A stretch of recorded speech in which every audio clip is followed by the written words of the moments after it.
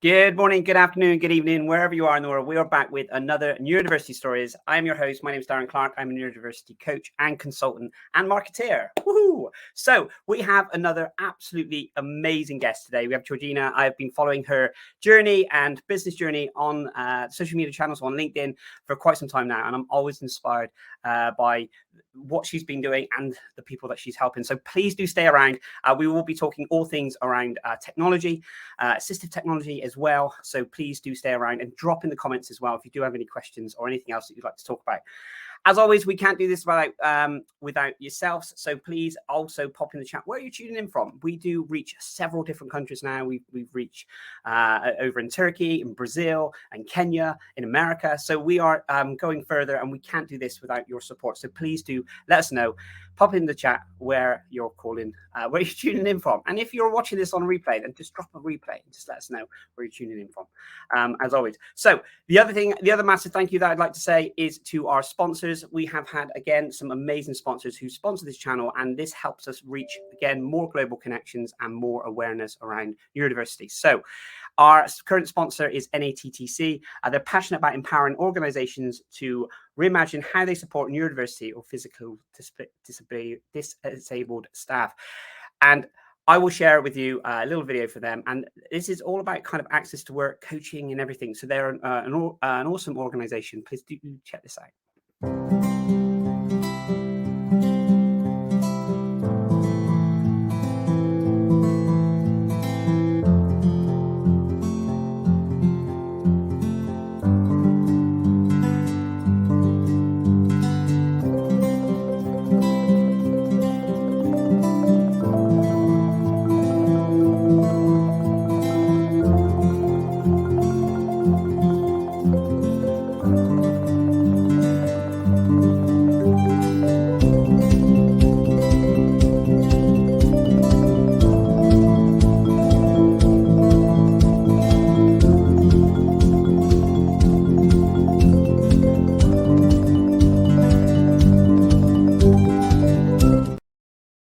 So guys, that's NATTC. Please do check them out. All their information will be all linked to this channel if you're looking for help with access to work and other things as well.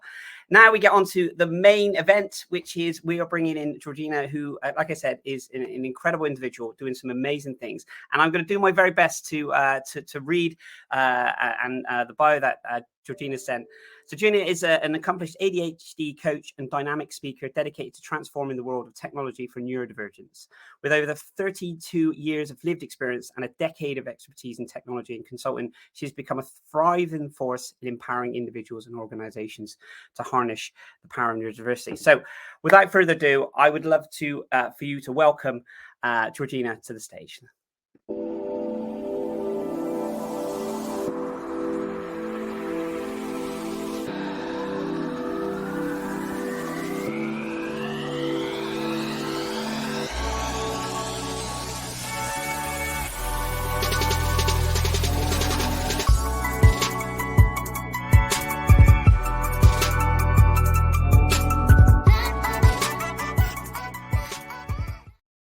Good morning, Georgina. How are you today? Good morning. How's it going? I'm really pleased that because we're going to be talking about technology, that the technology worked as far as I know. It's always nice when it does work, like first time as well. So hats off to you. Well done. Thumbs up, thumbs up. So, Georgina, I've only scratched the surface and briefly kind of mentioned a little bit about who you are and what you do. Could you explain to our listeners a little bit more about who you are and what you do? Yeah, sure. So yes, I'll try and give like a whistle-stop tour. So I was diagnosed with ADHD a couple of years ago. So for me, the diagnosis process was, it was, I don't know whether it was stressful, but it was kind of confusing. And throughout that process, I wanted to be in a position where I could help other people through the same process, for it to be, one, less stressful, but two, for organizations to realize that being neurodiverse is not a scary thing, that there are 1 in 7 people that are neurodiverse globally. So it means that we already exist in this world. So what I wanted to do was take the best practices that I've learned in an agile world, so from building technology into figuring myself out and also helping other people do a similar sort of thing. It's helped me to learn a language in a year. So I've been learning Serbian for the last 2 years, whereas I always get told it's impossible to learn a language with ADHD. Newsflash, it is not. I believe I can do anything I can set my mind to. And that is one of the things I've hyper focused on for 2 years. So it is possible. And yeah. I think, thank you so much for sharing that. And again, thank you for your time today. I just want to touch on the learning language thing, because it's interesting, isn't it? Because when we think of, if I took for myself, say, having dyslexia and ADHD, if I was to mention, oh, I want to learn a language, they would say, well, don't you just struggle with your native language, then alone trying to learn a different language? What was that kind of a process for you to go through, wanting to learn another language, and what did that kind of look like for you? Yeah, it's for me, it's the way I've approached learning lots of different things, actually. I think there needs to be a vision, like there needs to be a reason for doing it. I did it for love. So my husband's Serbian. So having a real reason to do something. So from a language point of view, for me, it was really, really important that I could speak to my husband's family. So his parents don't speak English. And so I've felt absolutely engulfed in love in this family. And I wanted to make sure that I could communicate back with them. So for me, having a reason for doing something is really important. Also, I started with all of the tools. I had all of the gear and no idea. So I was reading books. I was, watching videos, got a teacher, lots of different things, because I wanted to try lots of different things really quickly to figure out which one would work for me. So I speak to a teacher once a week. I've done immersive language school. So I spent the summer in Montenegro, learning, not the whole summer, I spent like 3 weeks there. With purely Serbian speakers and also Serbian language learners. So immersing myself in the thing that I wanted to do and learn was really helpful. So finding the tools that fit you, because language learning, especially if you learn it from a book, for me was really difficult because it's so structured. It's you learn this and then you learn this and then you learn this. And I think, well, I want to learn this thing over here and then I want to learn this thing over here. So being able to go, actually, I don't have to follow the book in exactly the same way it was written, because nobody's telling me that I can and can't read the book in the way I choose. Yeah. And I think that's really prevalent, isn't it? That there are different ways. If we came on to kind of technology, there's so many different things that suit individuals in certain ways. When I guess if I was to think about, I'm 47 now, that back in the day when I was thinking about learning languages, it would be a case of it would probably just be textbook and then it'd probably be tape, to listen back. But there's loads of ways now to be able to formulate. Did you think, with your kind of technology background, did you think of implementing a more tech way of doing it, or was it just a way that just felt that you could decode the information a lot easier? I think technology helped me at the beginning. So there's an app called Ling, which is similar to Duolingo. If Duolingo are listening, Serbian's a really great language for people to learn if they want to learn other Slavic-based languages. Anyway, top tip. So I used an app, and it's really similar to Duolingo. So you have like sentence structures, and you can do bits and bobs. And also the internet helped me learn the language, because also helped me find a teacher. So I use a website called italki, and it's open. You have community teachers, professional teachers. So if you want to chat with somebody, if you want a teacher, more structured teacher, again, it goes back to finding different things and trialing things quickly and then figuring out, actually, that one works for me, that one doesn't, whether it's technology or whether it's not. For me, technology is a tool to help you do the thing you need to do. Yeah, and that's a great way of looking at that thing, isn't it? It is, like I said, it's a tool to help. If I was to take you back then, when we were kind of, were you diagnosed, or is it self-diagnosed, or did you? What was that kind of process for yourself look like? Yeah, so during lockdown, so I've worked in consultancy for 6 years, and my work life, I was working 50, 60 hours a week, working with clients, working in the consultancy itself, etc., etc. So my whole life was based around work. So all the support structures I needed and focus was given to me by the environment that I was in. And then lockdown hit. Was it the 12th or 13th of March, whatever year it was? You go home, you might come back to the office, and I'm sat in a living room going, there's nobody around. It's just me and my thoughts. This has never happened before, because I've always surrounded myself with people. Yeah. So I was looking at Instagram, and the more ADHD topics that came up on my Instagram feed, the more I was looking at it going, oh, this resonates.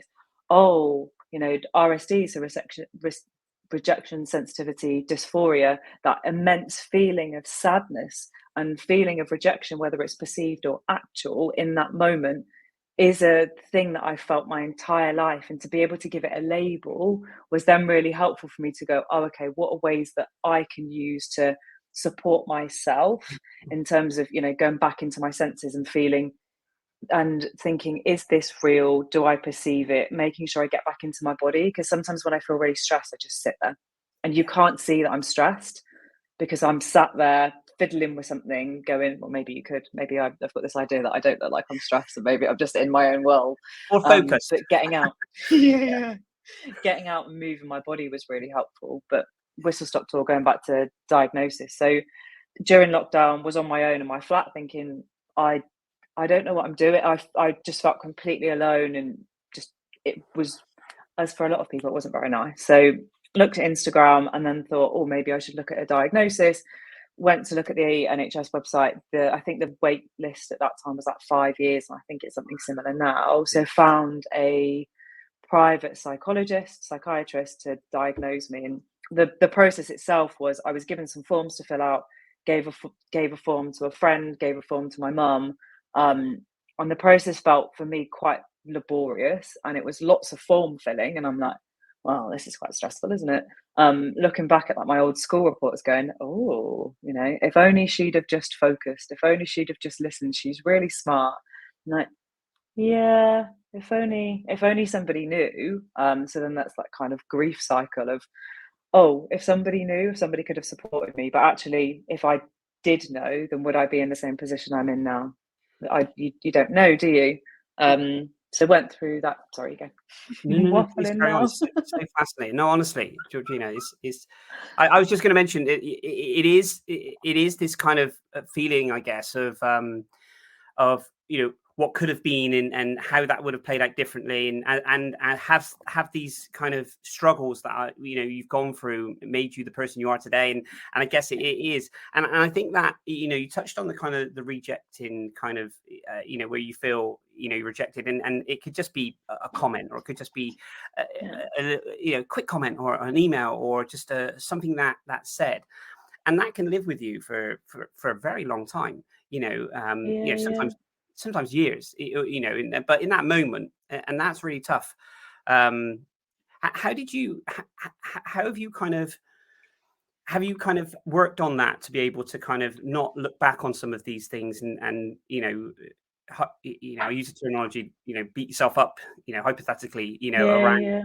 Have you had time to do that? Yeah, so I try to use these things to fuel me to support either myself or other people. It's kind of been like a fire in me going, nobody deserves to feel like a failure for being different. No one, period. And the teacher that told me when I was 14 that I'd never do anything with my life, then has fueled me to doing something with my life and supporting other people so they don't have to hear words like that and go, oh, why, what? It's just, it's horrible to feel like that doesn't, like, the world doesn't exist for you. And there's a really incredible ADHD coach called Ari Scott. So she is called the ADHD Entrepreneur. If you don't follow her, absolutely check her out. Incredible human being.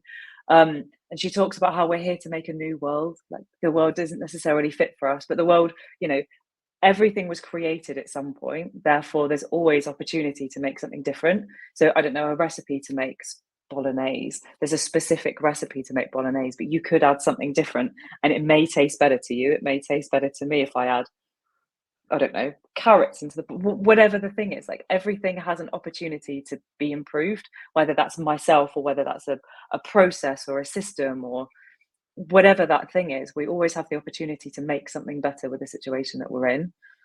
I completely agree, and I guess it's almost like you have to apologize. I've always felt throughout, you know, kind of early in my career, my corporate career that I was in, and you know, especially school and education, and sometimes social circles, you know, in the past, you have to kind of apologize. You feel like you have to apologize for not fitting into the norm, or not, you know, not understanding it in that way. And that over years can develop into a point of, you know, feeling not, you know, like worthless in that sense, or going into a new situation going, okay, you know, overthinking it, thinking, okay, how do I decode this? How do I do it in this way? And it is those moments when you actually think, actually, what value can I add into this situation? How can I look at this differently? And I guess that's the narrative that we need to change. Yeah. You know, And also to support people through that feeling of, there was some research done a few years ago around children with ADHD have 20,000 more negative messages towards them than a child that doesn't have ADHD. And if that's, part of your makeup, that you've been told for years to be quiet, to settle down, that you're not this or you're not that, it takes quite a long time to unpick that. And there are people out there that can support you through that process, because we are, as far as I'm concerned, we are here to make a new world. The world that we're in didn't exist 10, 15 years ago. I started my tech career, releasing software at 2-3 o'clock in the morning. I didn't have to do that anymore. Like, things have changed and things are changing for the better. And I think that the ability to support people through that process, to be able to create their own narrative and their own change dynamic, is so powerful. So these conversations, so thanks for having me, Darren, I think are really part of making that change. Yeah. Do you think there's much more awareness now? In the past kind of five years. Yeah, interestingly, I think there's a lot more awareness for people. So as in me, with my understanding of my own ADHD, I think that awareness is a lot more than it used to be. And I think the next stage is for organizations to then understand it at a similar level, to then start to support their employees in a different way, because you don't know what you don't know. I can't fly a plane as much as the idea that I'd like to fly a plane. It's a blind spot for me. So the empowerment of organizations to know and to understand that neurodiversity isn't a scary word. It's okay to be different. And the more we create psychological safety in our organizations, the easier it's going to be to support our staff.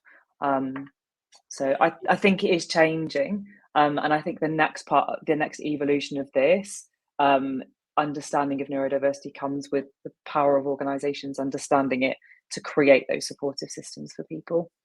I couldn't agree more. It's interesting, isn't it? Because I guess when you're in the sector and you're, and I mentioned this to our last guest that was on the last show. Sometimes I feel like I'm in a bubble, because whenever I go onto my social media channels and the people I connect with and the people I talk with, all I do is I talk about this kind of, this. And sometimes when I have to kind of, I step out of the bubble, as I say, into kind of the world, and the conversations aren't, as fluent, I guess, or the understanding isn't there. Because I always think to myself, people know. Years ago, I think, if I know, people know, this is common knowledge. But it really isn't. It is just scratching the surface. If we're looking at big organizations that are doing, this much, when really we should be getting to this kind of scale of this much. Yeah. And I think also from an organizational point of view, it is, one, it's the right thing to do to support your employees, but also it makes financial sense to support your employees. If you've got high turnover and you've also got tribunals happening now, because people understand they understand themselves more, and they're going, oh, actually, this doesn't quite fit. As organizations, or as leaders, we have a duty of care to the people that we work with, to support them. And the more supported someone feels, the easier it is for them to then fit into that organization and to continue to create incredible things, because we're starting to embrace that differences is okay. Absolutely. And I guess what we want to do in hindsight really is not have a reactive organization that has to go down the route of an individual feeling that they weren't supportive, go to the tribunal, and then it's a case of, we actually need to protect our staff, but we need to protect the company. And to get to that stage, that that individual has to go, or individuals, because for one tribunal in an organization, I can imagine, is because one person's spoken up. It's probably the other 6, 7, however many people that haven't. So that's we only hear of the 1 or 2 cases, but it's as we mentioned, 1 in 7. It could be, the number could be massive. And also if you leave a company feeling dejected and you're in a position of vulnerability, you're probably not going to continue the path of like, what do I need to do? So the self-discovery piece and that support to a person that feels like that, one shouldn't need to happen, but if it does need to happen, for people to know that that support is there. Yeah. And I guess if we talking the corporate sector, and there are some organizations out there doing some incredible stuff, and others are kind of still on the journey, within this. But if we were to take an organization, what do you think the first kind of, and this is again, I'm not going to quote on this, but what do you think the first steps that they need to start implementing within their organizations to just kind of help themselves to understand more? Yeah, I think the first step is an awareness piece. So, how psychologically safe do people in our organization feel? So, how safe does somebody feel to be able to express what they need? How safe does someone feel to show up as themselves? Like, it's really hard to show up as yourself if you're different. And also, I've worked in organizations where I have been my true self and then have felt completely rubbish about myself in that space, and then like, that person doesn't deserve all of me. So I think the first step is an awareness piece, but also not just a survey. Like, we can use surveys and then go, we've got all this data points, but if people don't feel psychologically safe, they don't feel safe to express what they really feel, then they're not going to answer the survey correctly. So whilst it's one data point, I think there needs to be some conversations had within teams and also on a one-on-one basis. So some research needs to go into play, and also have an idea of like, what does good look like in your organization? How, I don't know, how innovative are we? What are we doing right now from a product point of view, for example, that actually diversity of thought could help with? And then on the other side of that, how many people have been off sick this year? How many? And also, there's so many data points that you can take on. But I think the starting point is going, what do I want to do here as an organization? Why should I support people? One, because it's the right thing to do, but also it commercially makes sense to your bottom line if you're supporting people to stay in your organization because they want to be there. If one person leaves, it's 10% of their salary to re-recruit that person, let alone all of the knowledge that you've lost and the time it takes to retrain that person, etc., etc. So the money that companies spend on training themselves, the benefit is huge. Absolutely. I'm nodding vigorously.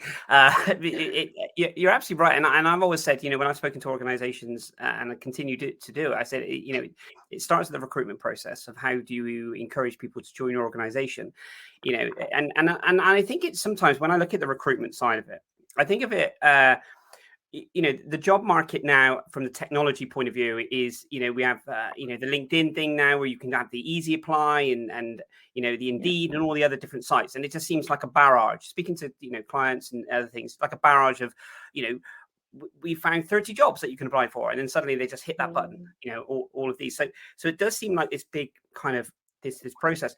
But I think it should be a two-way thing when we're looking at the recruitment side of it, because yes, when we're out of work, it's very difficult and very challenging and very emotional. There's so many different things, financially, physically, mentally, all the other things that the kind of the emotion go through.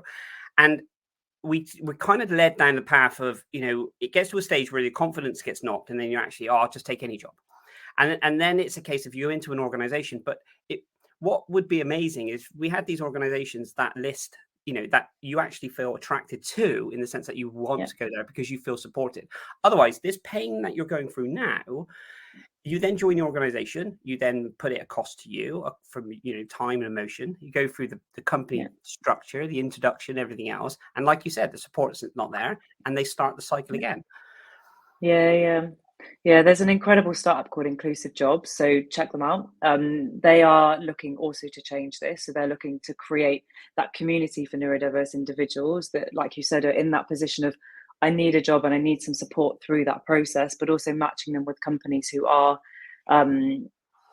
neuro-inclusive.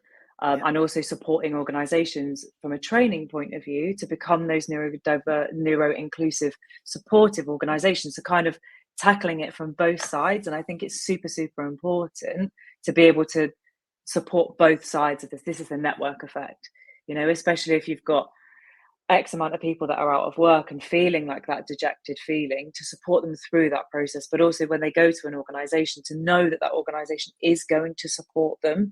Because if you're already feeling knocked back and then you go into an organization that says they're inclusive, and you go in and I don't know, you walk in the front door and you're like, what have I done? Yeah. We don't want that. We need to stop that before it happens, and that's what inclusive jobs are changing. Do you think do you think also as well sometimes there is and this is it's a difficult balance, because we have to, as we mentioned before, changing the narrative in sense of not leading with the negative, as in, I can't do that because of this, I struggle with this and this. So we change the narrative. And sometimes with the way that the marketing goes in certain organizations and stuff is, you could be the next Richard Branson, or you can this. And I'm not saying you can. I'm not saying, no one, if you set the right goals and everything else, you can. But do you find that sometimes that there is if someone was joining an organization and they said, oh, this person, I've read his profile, he's got dyslexia, he's got ADHD, he's done this, he's going to be amazing. Do you feel that sometimes there could be this expectation put on this individual before they even start because they have dyslexia? Yeah, like, I don't know, you've got this superpower narrative kind of thing. So That was literally what I was trying to say. Yeah. Yeah, so I've got my ADHD cape on and my pants over my trousers, and I'm gonna superhuman, superwoman through this. Yeah, I think so. And I think it's really interesting, because whilst people who are neurodiverse or have a condition for ADHD, for example, it means I can do lots of things, but also it does mean that I struggle with other things. So I think the superpower narrative, I think, can be really damaging, whilst it can also be made with the right intentions of people saying, this is a really good thing. Yes, but I also struggle with a whole bunch of other stuff. So it can come at a cost to myself. And I guess the more I understand myself, and the more I understand what comes at a cost to me, like, this is an incredible conversation, but when I get off this call, I'm going to go and lie down for a bit without any kind of sound, because I need to decompress, and that's absolutely fine. And I know that I need to do that, and being able to give myself that space to do that, I think, is super important. And I think the more we have these conversations to help people understand that there are challenges as well as strengths, which everybody has strengths and challenges, and some can be more pronounced than others. But the superpower narrative on its own can be really dangerous. As part of a toolkit of stuff, really, really helpful, as in with anything, like, I don't know, square peg, round hole. You're not going to use a sledgehammer to open a window, whatever the phrase is. All of these things are useful in some way. So to understand that there is a superpower narrative, and it can be powerful, but it also can be really hard to get your head around. Absolutely beautifully put. I completely agree. And it is about understanding yourself. And I guess, working with clients and looking at their, and organizations and looking at their job spec, I'm always, I don't know if it's changed over the years, but they just seem massive now. And it's almost like they're looking for, I don't know, sometimes it's almost, what a person has to have, their ability to have to apply for certain roles. You have to be either an all-rounder or something. Do you think sometimes an organization takes, and again, this is just hypothetical in that sense, but do you think an organization goes, okay, so we need an accountant, for instance? I'm just saying that this is all the roles that we think an accountant would need, and then it's actually, but we also want them to do this and this and this and this and this. And I don't know if you've seen the some of the ads now on job markets and stuff like that. Have you seen how some of the expectations that they want for you to apply? I if I was in the job market now, I would be really concerned about trying to fit all those remits. Yeah, and I have only ever applied for one job where I felt like I've met some of the criteria. So there's been some studies around male and females applying for jobs, and also other intersectionalities, but specifically my own experience, there's only ever been one job where I've applied for where I haven't met all the criteria. Any other job I've looked at and I'm like, there's, I don't know, 50 things, and I've got to have done all of them before I even get to the point of applying. There's been a whole bunch of research that men specifically will go, yeah, I can do most of that. The only time I've ever done that is when I went from working in a call center to working in the tech team of that call center, because I knew the operating system. I didn't know the other bits, but I was like, oh, I can do that. And that's the only time. And I was like 19. So for the rest of my life, I've gone, oh no, I'm really nervous because I can't do all of the things. And also, if that list is getting longer, it's probably even more detrimental to people to go, there's 50 things now where there only used to be 10. And I think the conversation around what the company actually needs from that role, do you need an accountant, or do you need a manager of accountant, whatever, like what do you actually need? What's the goals of that role? And then the criteria of what that role could include comes differently. So there's kind of like I don't know, I think hard skills can be taught. You can teach me to use a spreadsheet, you can teach me to use StreamYard. So if there's like a core set of things that you need to be an accountant, as an example, if you can fulfill those things, and then here are all the other bits that we can cherry pick, and then let's have a conversation about it to see if you fit our organization and also we fit you. Because a lot of interview processes are like, I don't know, you go through 5 different stages and then they forget to respond to you at the end. The kind of that communication piece of fast iterative feedback that we were talking about earlier with the language piece, figure it out as quickly as possible to go, is this a right match for us? Yeah. And it's those psychometric tests and things as well. I was speaking to, we were with an organization for many years around raising awareness in there and training. And they were saying within this industry, it was actually within the banking industry, that they lost so many people throughout the stages because there were I think it was like 6 or 7 different interview processes where they would, judge you on the psychometric test, the other parts as well. And it's interesting, isn't it, that how much talent you lose and they drop off because of the test that's formulated around that, just to apply to work there. Yeah, and I think it's also really interesting with like entry level roles. When if you look at some of these job specs, you need 5 years of experience for an entry level role, and you're like, that doesn't add up, because 5 and 1 are not the same thing. Like 1 and 1, yes, 5, it's not the same thing. So I think organizations to understand what do they need from a role, what do they need from a person. Is there a potential to, I don't know, have a chat with 10 people and go, oh, maybe that would work. So it would mean like flipping an interview process completely on its head, like a 52 card pickup, and going, oh, actually, which bits actually work? Just because we've always done it a certain way doesn't mean it needs to be like that. That's really interesting, and I guess I remember years ago the key was to make sure that you have a couple of questions at the end.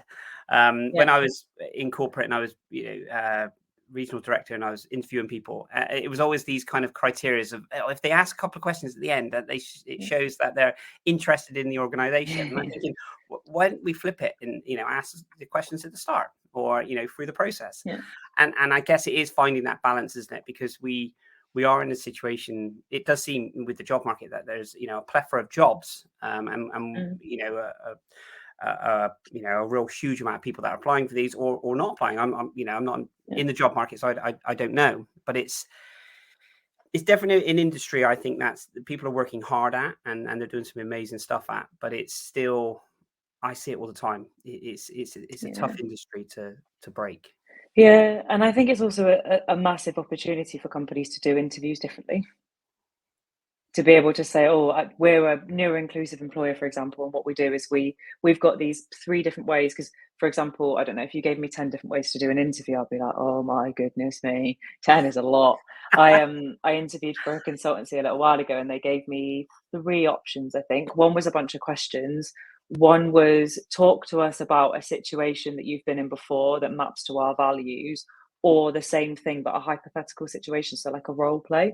And I was, out of the 3 options, I was at the middle one. I can talk about something I've done before and I really believe in your values, therefore I can create something around that. So I spent, I don't know, half an hour talking about how I map to this company's values, and these are the 5 things that I'd done in this specific situation.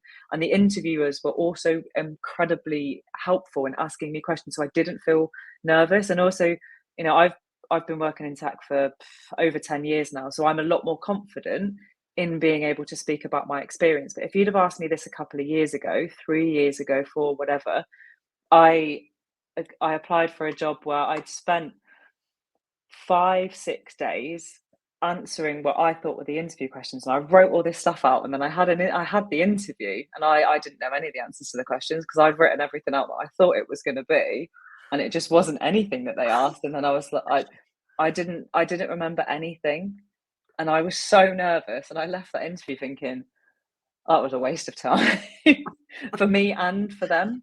Yeah. And also, I think the interesting thing around that is about expectation settings for both parties. Like, this is the type of interview it's going to be.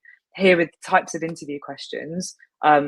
This is how it's going to be set up. And then the person's got time to, have a bit of preparation, so they go into it without having to waste the interviewer's time or the interviewee's time, and it becomes a conversation.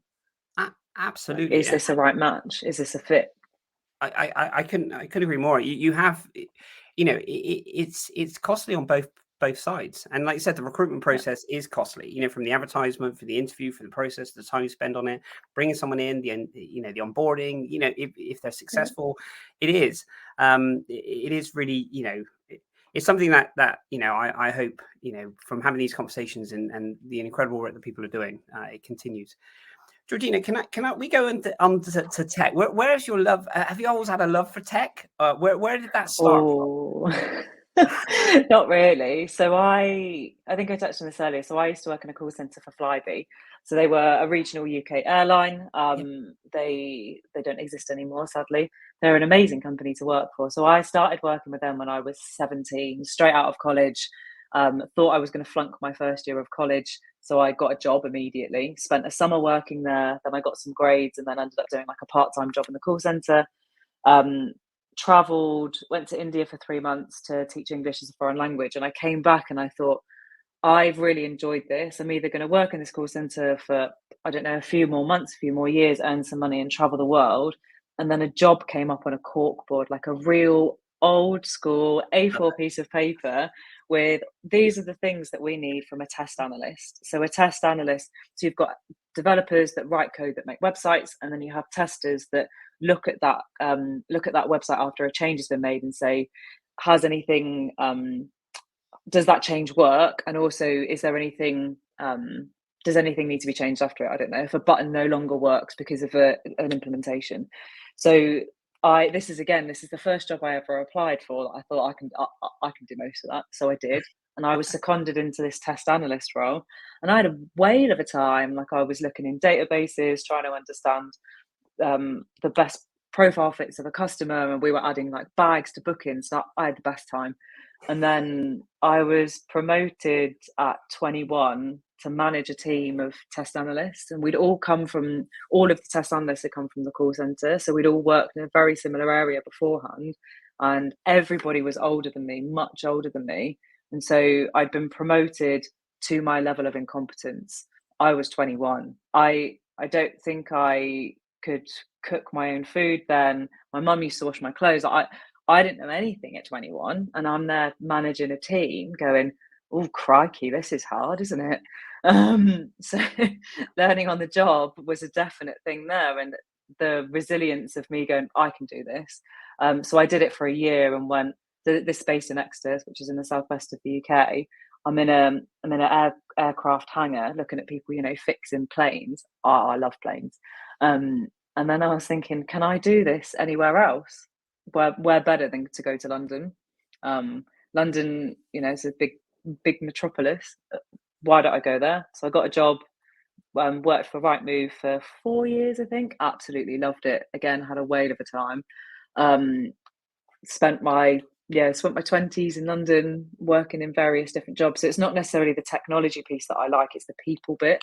So being able to support people to create incredible things. So whether that's, I've done project management roles, I've done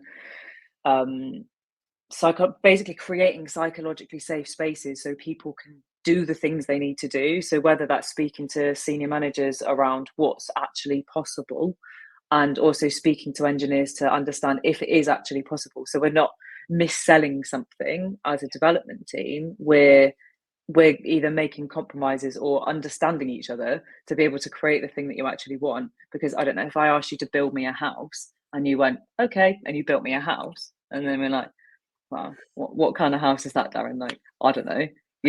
There's a kitchen, a living room, a bedroom, but I don't know. We've forgotten the bathroom. I'm like, but I wanted a bathroom, and you're like, well, you didn't ask for a bathroom, Gina. So I did what you asked for. You asked for a house, Yeah. and so that role in between of understanding actually what someone wants, and it's not always what they say they want. That Henry Ford that said, if I ask people what kind of car they want, they'd ask me for a faster horse. So there's also that kind of thing of like, that this is the art of the possible and this can happen and we can make these kind of changes. So that interesting tightrope of people and technology is one I've walked for many years. It sounds absolutely fascinating. It sounds like you've had a real, an incredible time collaborating with people while learning, your craft, so so to speak. Do you think technology is changed a considerable amount in the work that you do? Yeah, massively. So when I first started in technology, I don't think the iPhone might have just existed. I think. So the first job I had in tech was enabling people to add bags to flight bookings.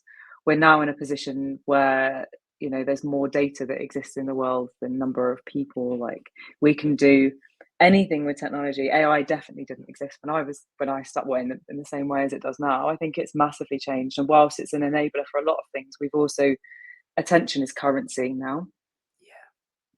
So I think also from an ADHD point of view, understanding that I don't need to be in a technical world all the time, because where I feel safest and where I feel happiest is walking in a field with no shoes on.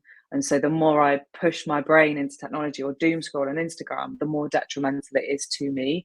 So the more I can spend, the more time I can carve out for myself doing the things I really like doing, have also really helped me to accept myself more than I ever have done. So yeah, I think technology has changed. I think the way we communicate with each other has absolutely changed, because 10 years ago we wouldn't be able to have this conversation in this way with the wonderful people that are here with us today from all over the world. This wasn't possible in the same way. So technology is incredible for bringing people together, whilst I think being aware of what we don't want from it. Like, I don't want to be on my laptop all the time, for example, so I probably should shut it every so often.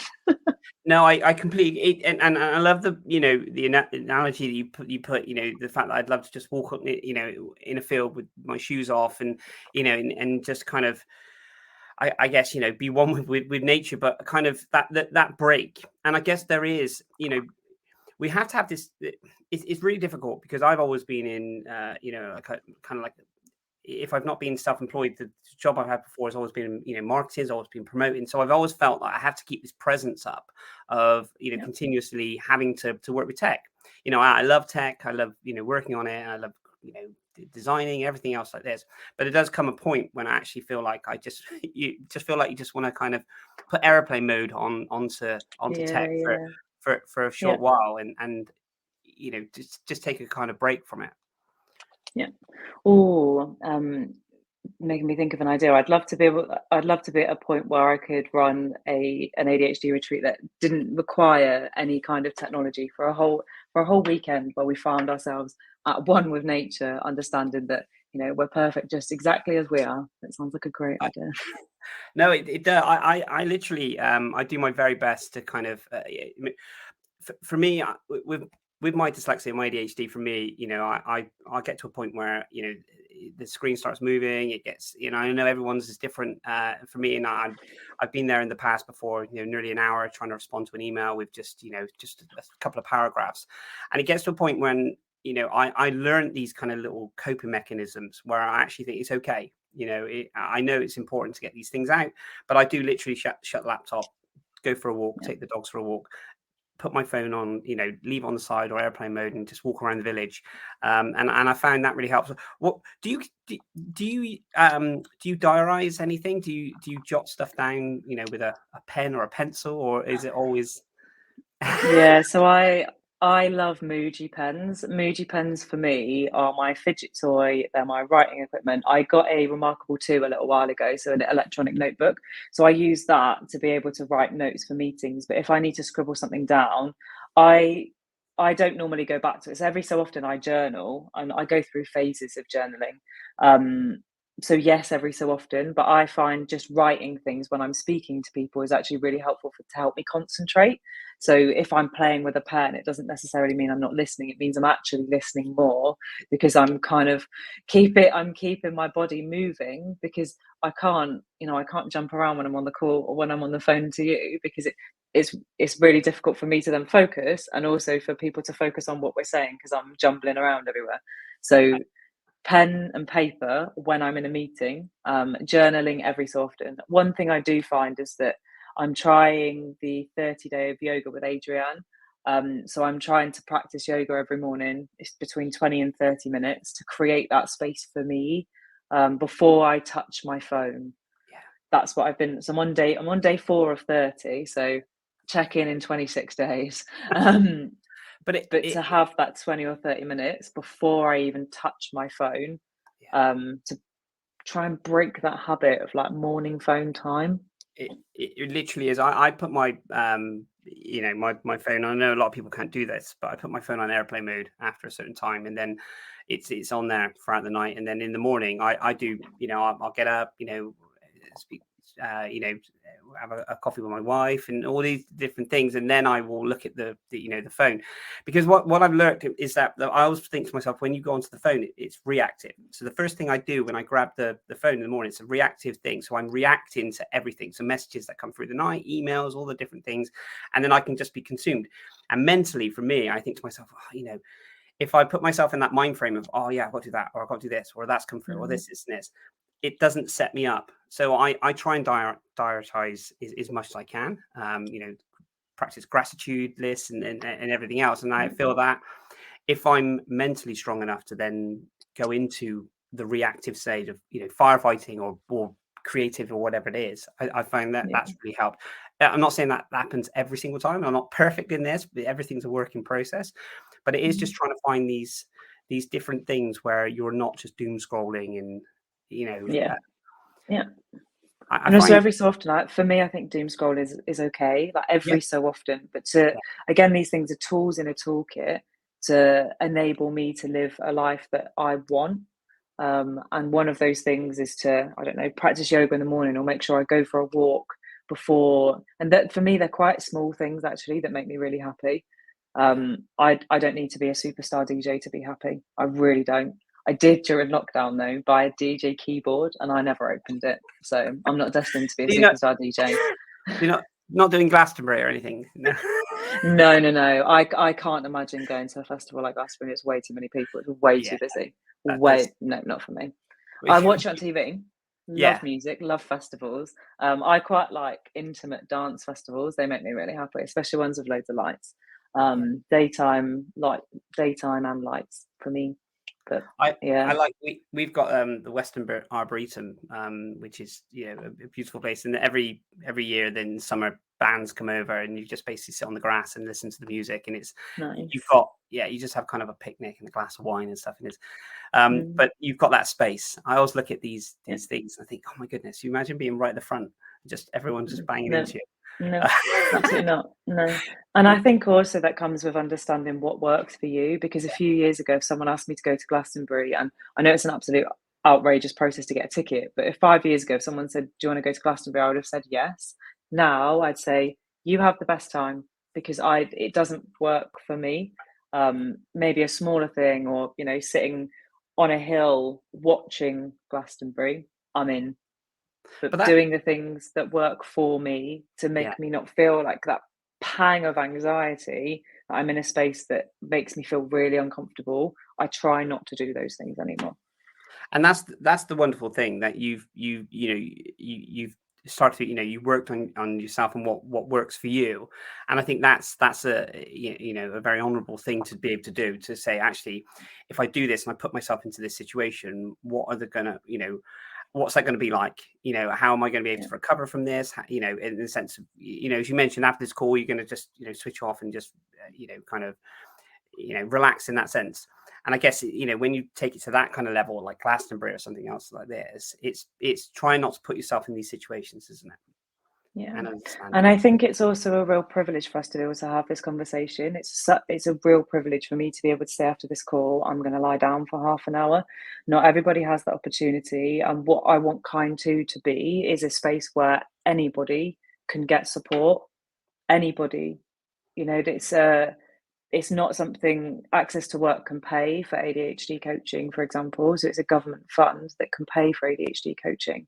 So you don't need to pay for it, and you can still get the support that you need. It is there, it is available, and you don't have to necessarily pay for these things, because it is a privilege to be able to pay for support, and it shouldn't be like that. And I want Kind 2, and Kind 2 is a space where it does not have to be like that. Absolutely. Georgina, we are coming up to the end of time. That as you're thinking, oh my goodness, so quickly. Yeah, we've speaking for nearly an hour. So I cannot thank you enough for your time. Georgina, if people wanted to connect with yourself, how would they do that? And obviously I would put your details on there, but how would they get in touch with you? Cool. Feel free to drop me a LinkedIn message. So my name is Georgina Shute. I think you can see it on the screen. So LinkedIn's probably the best way of contacting me.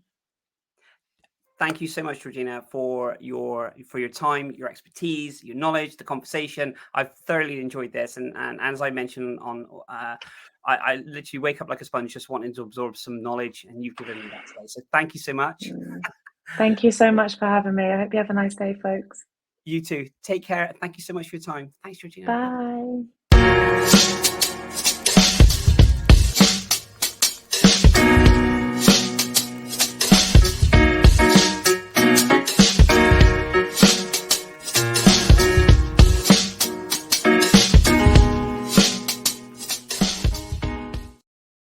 So guys, that was Georgina. Thank you so much for everyone that watched this. Like I said, if you do watch this on the replay, then please do drop us a message and let us know. Thank you. A massive thank you to Georgina for your time and joining us on Neurodiversity Stories. And a massive thank you as well to our sponsors, NATTC. We'll be back again for another Neurodiversity Stories. Please do like and share this with your network. And we will see you soon. Take care. Cheers. Bye-bye.